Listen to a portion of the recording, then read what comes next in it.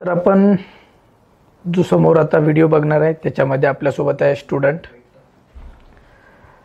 Anita Patil. Anita proper city Solapur, right? हो. Okay. स्टुडंटची पूर्ण डिटेल माहिती घेण्याआधी स्टुडंटचं नाव आपण समजून घेतलेलं आहे, अनिता पाटील, सोलापूर. यावर्षी फर्स्ट इयर स्टुडंट आहे. कशा पद्धतीत अनिताची पूर्ण जर्नी झालेली आहे, फर्स्ट डे ऑफ ॲडमिशन कसा विचार केला, कशा पद्धतीत आपण आलो आणि कशी समोरची प्रोसेस झाली, आणि आता कॉलेजला येऊन ऑलमोस्ट 1 वीक संपलेलं आहे. तर एक ॲटलिस्ट काय आहे की अनितासारखे अजून भरपूर स्टुडंट आहेत महाराष्ट्रामध्ये की ज्यांना MBBS जर्नी करायची, बट कशी करायची, कुठे करायची, काय बजेट आहे, त्याच्यासाठी जाण्यासाठी वे कोणता आहे, कुठला गुड वे आहे, कुठला बॅड वे आहे, कशा पद्धतीने काय होऊ शकते, ह्या सगळ्या गोष्टीची तिलाही त्या गोष्टीची जाणीव झाली. कारण हा जर्नी जो आहे हा एक ॲटलिस्ट 40 to 50 डेजचा असतो. सो आपण जास्त कन्व्हर्सेशन न करता प्रॉपरली अनिताकडून विचारून घेऊ की अनिता, आत्तापर्यंत तुझा प्रोसेस कशी राहिली, कशा पद्धतीने राहिली आणि आज तू काय फील करते. That's it. So Anita, please welcome. आणि तुझ्यासारख्याच किंवा आपल्या महाराष्ट्रातील मुलांना कसं मार्गदर्शन करता येईल या व्हिडिओच्या माध्यमातून, की जसं तुझं सगळ्या गोष्टी क्लिअरली आज तू इथे बसू शकते पूर्ण प्रोसेस करून, तसं बाहेरच्या लोकांनाही कळालं पाहिजे. त्यासाठी तुला काय काय गोष्टीचा सामना करावा लागला, की तुझं सगळ्या गोष्टी कशा झाल्या, हे शॉर्टमध्ये सर्वांना ऐकता येईल. हॅलो एव्हरीवन, माझं नाव अनिता पाटील आहे. मला मागच्या वर्षी नीटमध्ये 420 आले होते. मग ह्याच्यावर तर मला कुठे गव्हर्मेंट हे सीट नव्हती भेटत. मग आम्ही खूप हे केलं होतं. पप्पा तर म्हणत होते तेवढी होत नाही आपल्याकडून MBBSची प्रायव्हेटमध्ये. मग आम्ही BMS असं हे केलं होतं. मग नंतर ना आमच्या घरी एक दादा आला, तो इथूनच पासआउट होता. मग तो डॉक्टर रतिकांत जमादार आहे त्याचं नाव.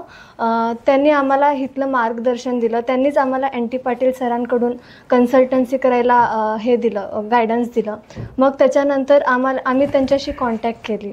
मग त्यांनी आम्हाला खूप छान गायडन्स केलं. त्यांच्यामुळेच मी इथपर्यंत आले. हे 1 वीकमध्ये मला म्हणजे एवढं कॉन्फिडन्स आलं आहे की मी जे चॉईस केले, डिसिजन घेतले, मला खूप छान आहे हे. म्हणजे मी इथं ॲडजस्ट पण झाले आणि मी इथं सर्वाईव्ह पण करू शकते. खूप छान आहे ही युनिव्हर्सिटी. आणि आता एकदम नॉर्मली आपण बोलत आहे, त्याच्यानंतर थोडंसं घाबरणं, या काही आपल्याला इथे कुठं आपण इंटरव्ह्यू देत नाही किंवा कुठल्या तरी या गोष्टीला आपण बळी पडत नाही. एक सिम्पल वे, आली इथे, जशा गोष्टी सांगितल्या तशा होत आहेत. हो, सगळं एकदम 100% तसं होत आहे. एअरपोर्ट पर्यंतची जर्नी कशी होती?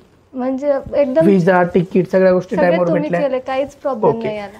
कॉलेजमध्ये आली, कॉलेज जसं सांगितलं तसं आहे? हो, एकदम छान आहे. मुलीचं प्रमाण एवढ्या प्रमाणात असते, महाराष्ट्रीयन मुली एवढे आहेत, काहीतरी वेगळं सांगितल्यासारखं काहीतरी जाणवलं आतापर्यंत? काहीच नाही.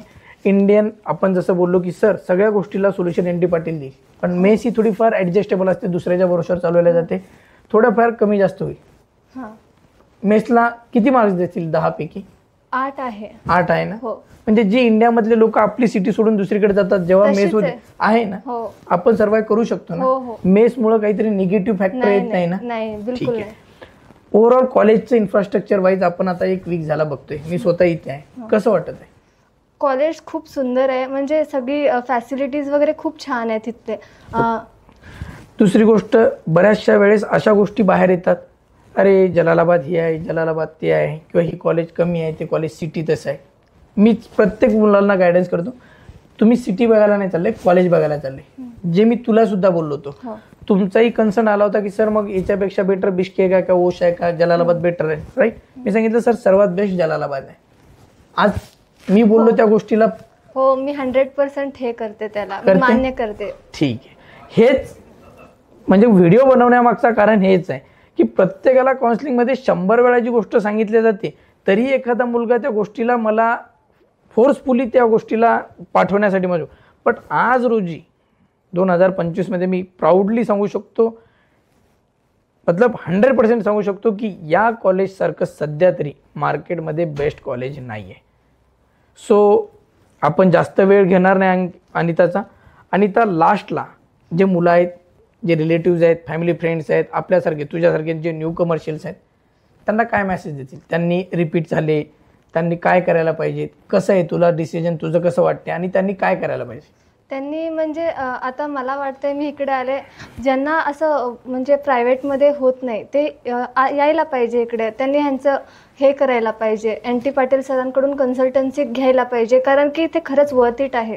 खूप छान गायडन्स देतात ते, सगळ्या स्टेपमध्ये ते तुमची साथ देतात. त्यामुळे मी खूप त्यांची आभारी आहे. थँक्यू.